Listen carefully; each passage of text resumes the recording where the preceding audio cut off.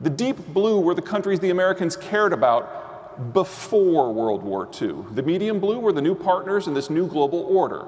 The orange are the other guys. Americans don't like talking about them. And light blue is the field of competition. It was a global fight with global consequences, and the United States could never deny battle. But then one idle Tuesday, in the very definition of pent-up demand, the Germans threw a party, and it was over. And it had never occurred to the Americans that the global system could go anywhere except for the logical endpoint of nuclear annihilation. We had no plan for what was going to happen the next day, and the map changed. And there's a lot of gray up there, a lot of places the Americans don't have a firm opinion on. Now, the person who was in charge at this moment of transition back in 1989 was George Herbert Walker Bush. From a foreign policy point of view, by far the most skilled president the United States has ever had. He worked with the CIA, he was vice president, Office of Budget, ambassador to China, served in the House of Representatives. He had excellent relations with every world leader who mattered, and personal relationships with everyone across the American political spectrum. He was the right person at the right time, in the right place, in the right job, with the right contact list and the right disposition, so of course Americans voted him out of office. And we started down the parade of morons. Bill Clinton was arguably the smartest president the United States has had since Jefferson himself, but he had an attention deficit issue. He also saw himself as a domestic leader. Wasn't interested in foreign affairs. And so when he realized that he had a summit the next day, he would kind of hunker down with the State Department and CIA desk officers and cram for the test the next morning like he was a millennial before his time. And frustratingly, he would hit it out of the park every time, but there would be no follow-up. So for the 8 years of the Clinton administration, we really only had about 2 months of foreign policy. Then we had W. Call it what it was. We had a monochromatic foreign policy that dealt with one issue in one region to the exclusion of everything else. Barack Obama came in. Now, Obama was kind of a strange cat by American standards. He demonstrated in his final 6 months as president, in a series of kind of exit interviews with the media, a command of the details and the context of foreign affairs that I have never seen out of an American elected leader. But he had this weird personality quirk. He hated people. And no American president met with his own cabinet secretaries fewer times or went to Capitol Hill fewer times than Barack Obama. So for 8 years, we had no foreign policy at all. There is more going on here than Donald Trump simply being the fourth moron. The glory, the horror of Donald Trump is that at his core, he has a really good point. The global order the Americans created in the 1940s no longer serves American strategic interests. But economically, it was never supposed to. The Americans create an environment that subsidizes the alliance to fight the Soviets,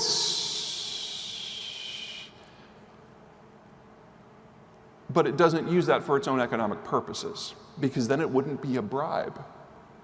I could give you 1,000 reasons why the United States will be just fine without the global structures that we've all become used to, but really, you only need one. The United States is not a trading nation. And as long as that is the case, as long as the United States is the country on this planet with the lowest involvement as a percentage of GDP in international commerce, it can go its own way. And it is. A couple other points to throw in there. Let's talk demography.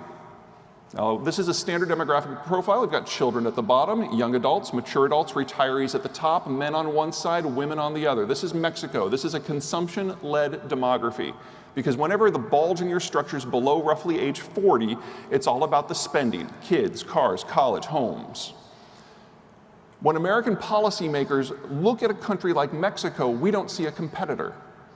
All of the low value-added jobs in the United States left back in the 60s and 70s. This is a complementary system.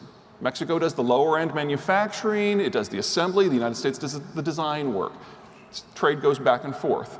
You may have noticed that the Trump administration stopped yelling at Mexico about trade about 2 years ago. They've moved on to other issues. This is a country that the United States can integrate with. This is not.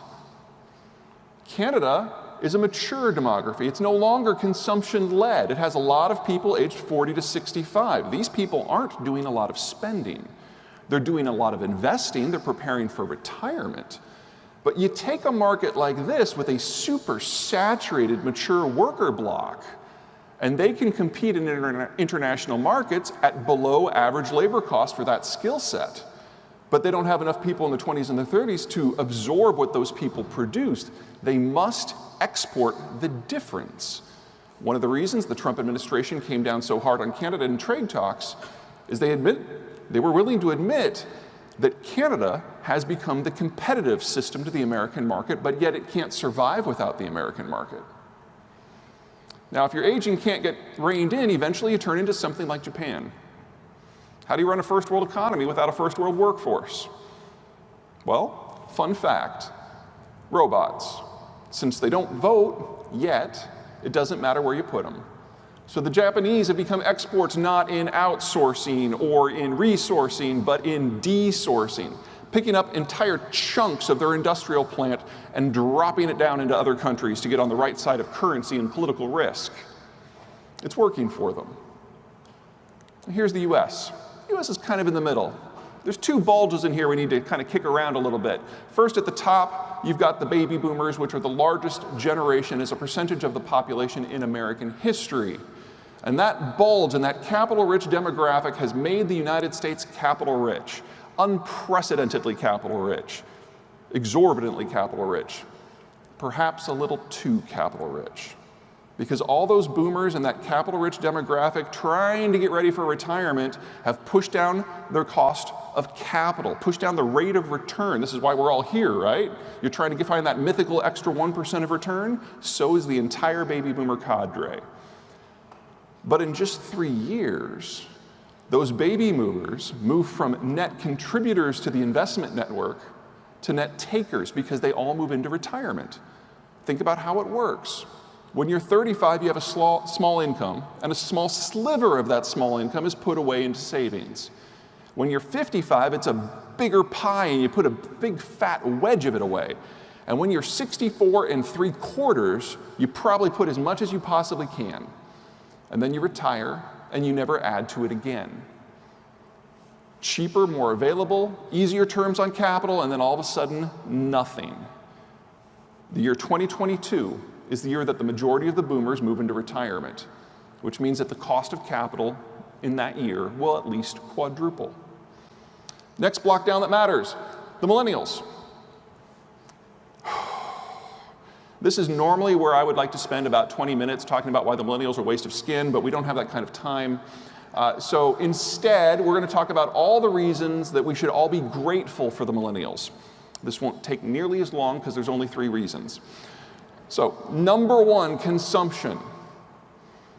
All of those juice bar memberships and that filet mignon dog food and that fat-free, sugar-free, gluten-free, cruelty-free beard butter and all those goddamn scooters, it all adds up.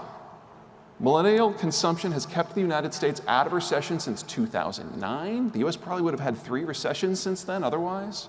And they're young enough and there's enough of them that consumption pulse has another 4 years left to run. That's fantastic.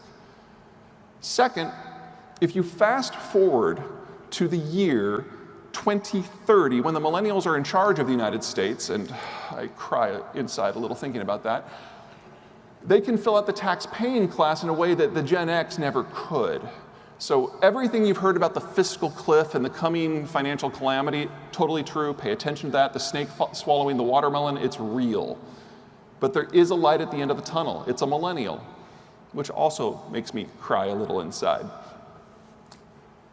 But if you look at the rest of the rich world without the Americans, there really aren't all that many millennials. This isn't a snake swallowing a watermelon. This is a snake swallowing a freight train. And most countries in the Western world and in East Asia are already past the point of no return demographically. That is enough to kill most countries, even if the Americans remain involved.